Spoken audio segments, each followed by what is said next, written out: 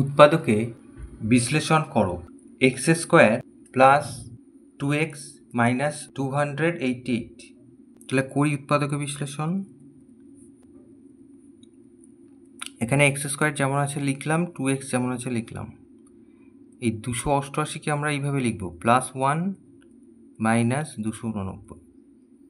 289 থেকে 1 বাদ দিলে 288 হয়। তাহলে কি হবে, এই তিনটে মিলে একটা সূত্র হবে। এই যে x whole square plus 2x, এখানে এটা 1 আর এখানে 1-এর হোল স্কোয়ার, তার মানে এই যে square plus 2ab plus B square. Minus 289কে আমরা লিখব 17 হোল স্কোয়ার।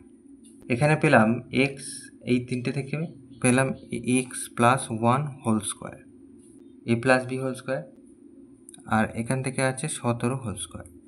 ব্যাস, তাহলে একটা সূত্র পাওয়া গেল, স্কোয়ার মাইনাস বি স্কোয়ার।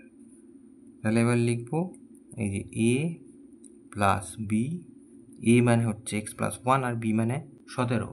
লিখলাম এ প্লাস বি ইন্টু এই যে এ মাইনাস বি। তাহলে হিসেব করলে হবে এক্স, এই দুটো যোগ করলে 18, আর এখান থেকে এক্স মাইনাস 16। তাহলে এটা উত্তর।